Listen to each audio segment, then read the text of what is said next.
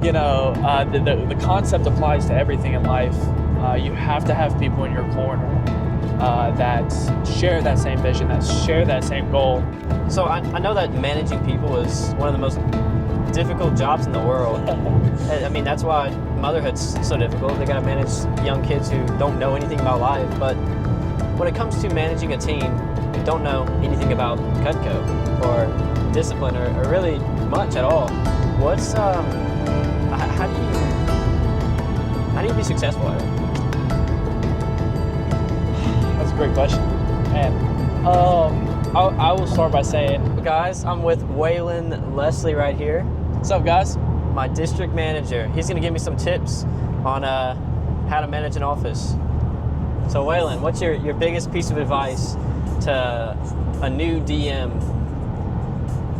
Biggest piece of advice. DM's scary. Running a business is scary.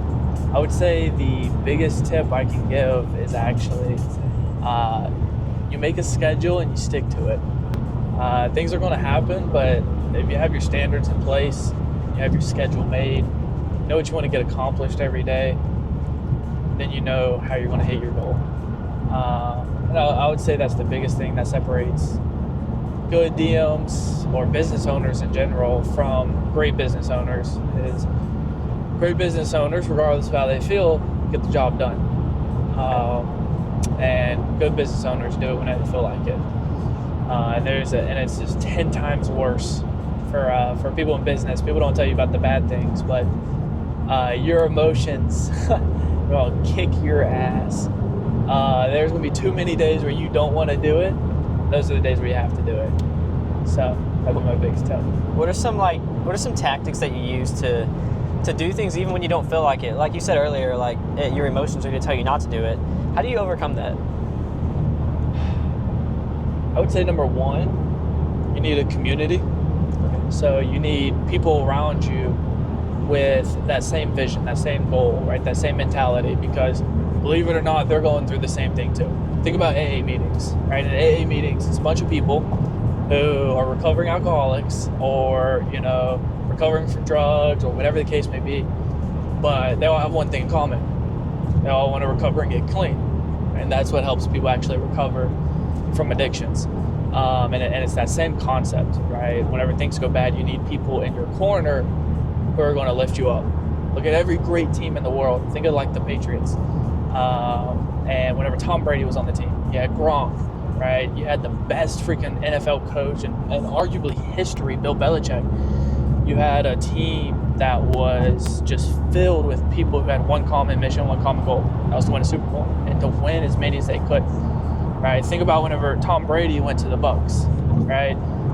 Gronk left retirement to go play with Tom Brady. Why? Well, because Tom Brady was like, hey, I want to go win a Super Bowl for a team that's not doing so well, and to prove to people that not only are we the best, but it doesn't matter what team you are, anybody's capable of winning a Super Bowl. Right? I think it was one of the coolest things. I'm really happy that they did win the Super Bowl, even though they beat my Saints out. It is what it is. I was really mad. I was actually at a bowling alley and watching the game, and I was doing bad bowling, and then I was watching my Saints lose to the Bucks. It was pretty disappointing, but the concept applies to everything in life.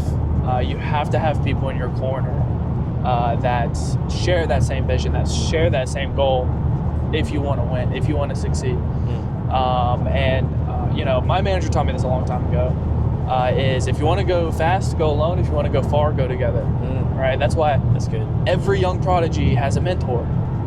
Every team has a coach, has people fighting for the same goal. So on the days where you don't want to work, on the days where, you just want to do whatever, or something comes up, whatever it may be, that's whenever you need to reach out to the people that are in your corner, that have that same vision, that are united. And it's okay to be open and vulnerable with those people. As men, we have a stigmatism to where we have to be alone, we have to make our lives miserable, and we're allowed to feel all the pain but not allowed to do anything with it. Where I've spent the past 2 years personally developing myself to do the exact opposite, to rally around my team, to be vulnerable with them and say, hey, look, like I'm struggling. I don't feel like doing it. I need your help. I need that motivation. Motivation comes and goes. Discipline and teams don't, right? And so you need to have that team with you to be able to do that, and that awareness and that open heart to be able to go do that as well. I think that's what separates those kinds of people. I think those are like the two big factors in actually playing a part and like doing it even though you don't want to. It's easy to say, hey, like I'm just going to do it. I'm going to be a man, tough it up. The God's honest truth is like that's very taxing and you burn out very quickly. The goal isn't to burn out. The goal is to create longevity. The goal is to create generational wealth. So that would be, that's typically how I handle, and it took me, a little over a year to get there. It's not an easy process. Yeah. By any means. I had to dive into the deepest, darkest parts of myself. But it was a process well worth it at the end of the day. Yeah. So that's how I get through those days where I just don't want to do anything. And then also, just a little side note, just have people count on you. Yeah. Like it sounds accountability. Yeah. It sounds, and it's a little bit different from accountability because it sounds so counterintuitive, right? You want people to rely on you. As a man, whenever you have people relying on you, and women, I don't want to, just differentiate. I've seen some very, very powerful women leaders in my life.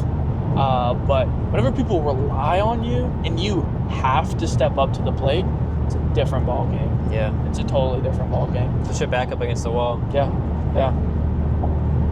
Awesome. So I know that managing people is one of the most difficult jobs in the world. I mean, that's why motherhood's so difficult. They got to manage young kids who don't know anything about life. But when it comes to managing a team who don't know anything about Cutco or discipline or really much at all, what's how do you be successful at it? That's a great question, man. I will start by saying managing a team is one of the most fun and rewarding and one of the most challenging things you'll ever do in your life. People think like, I like to think about NFL coaches, for example. Honestly, they got it easy. like they're taking superstars and like coaching them. Jeez. Right? Yeah. Now, in the line of work that we're in, I mean, I'm taking college students who have no experience and trying to change their life. And it's one of the most challenging things, but it's one of the most rewarding whenever, like, I get people like you who, like, their entire life has changed because of my impact. Yeah. And, whenever it comes down to it, at the end of the day, whenever you manage a team, it involves a lot of trust and it involves a lot of communication. And I think those are the two big things. It's like a relationship, right? Like if you don't have communication and trust in a relationship, it will never be a successful relationship. You will always fail and you will always be stuck in a cycle, right? But you need to be able to trust not only yourself, but the people on your team, right? Mm-hmm. There are great people, right? Let's take you, for example. Yeah. Right? With you, right, I have to just trust and throw you into the water and into the fire. And whether or not you can swim, you're getting thrown into the lake. Right? I have to trust that you can learn how to run an interview through trial. Yeah. Right? And that's one of the biggest things. And I have to trust myself that I'm going to be able to recover if you mess everything up. But also I need to trust myself that, hey, I'm teaching you the right things and I'm able to put you on the right path. Right? I always like to say this, but you can only learn so much from my words. I just got myself stuck. Look at that. You can only learn so much from words. Whenever you really learn is whenever you're like failing over and over and over again. That's whenever you learn. And that's whenever the process becomes less scary and you become more confident. And actually like what you're doing. Because, you can sit here and watch every YouTube video and tutorial. You can sit here and research everything. You can read every book. You can read Rich Dad, Poor Dad. You can read the 21 Laws of Leadership. You can do it all. But until you start practicing it, you're never, ever, ever going to become confident in what you're researching, right? And so you have to have the trust that your team is going to actually like put in that work to go learn and to go achieve those results and to get better. All right. Then number 2 is communication, right? Like I said, you can only learn so much from me talking, but there's so much value that I can provide to the table, or any coach for that matter, to help you get better along the process, right? Whenever your coach or manager or mentor says, hey, it's going to be okay, right? You have to be able to effectively communicate not only what's troubling you, but effectively like have them communicate back to you that it's going to be okay. So it's a massive two-way street.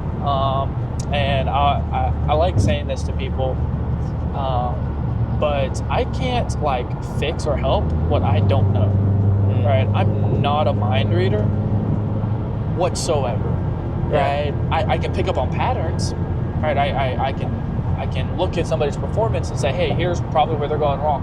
But at the end of the day, I can't help somebody that A, doesn't want to be helped, and B, I don't know that they need help, right? So that communication goes a long way. That's why you were so successful. It's because out of everybody on the team at the time, you talked to me the most. That ended up you succeeding the fastest and at the highest level. Yeah. Okay. So it's trust and communication? Trust and communication. And it kind of goes back to earlier, but don't be afraid to fail. Okay. You have to try. You have to try. So those would be some of my big things. Okay, so managing people, trust, communicate, don't be afraid to fail. Be afraid to fail, yeah. Okay. Awesome. Well, do you have any other advice for me? I would say for you and every other future entrepreneur and future leader in the world, for whoever this like gets reached out to, just take it from me. Look, I'm 21 years old, and I've had every bad thing thrown at me throughout my entire life. And there is just so many common factors between, life, entrepreneurship, everything you do on a daily basis. It boils down to essentially one thing, right? Do you know where you want to be in your life? And do you believe that no matter what happens, you're going to get there? Because if you know those two things, it is virtually impossible to get steered away from the path. You've already won 75% of the battle. Yeah. You're already doing what most people can't do. Most people can't visualize the successful future. You've probably heard the phrase before, the rich get richer and the poor get poorer. Yeah. Right? Well, I was born in the projects. I lived there. And I said, nah, screw that. Right? I'm going to be the first person to become a multimillionaire in my family. I've already won half the battle. Yeah. There's some people watching this video right now where you're thinking the same thing. You're like, man, I got to make it out. I just don't know how. Right? You've already won half the battle. Trust me, every day, I don't know what I'm doing half the time. Right? I just know I'm going to be a multimillionaire and I'm going to be successful.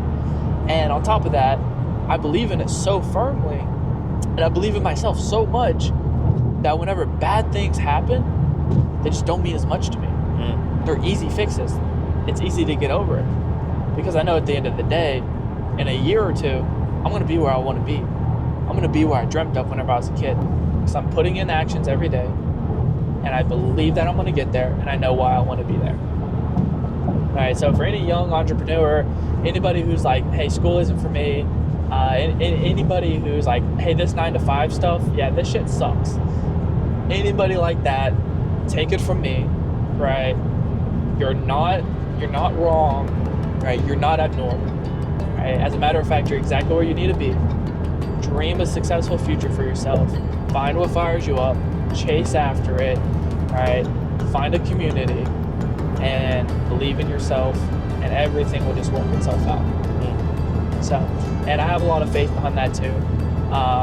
Obviously, it's not easy to say that, or I would say it's easy to say that, not easy to live it. Yeah.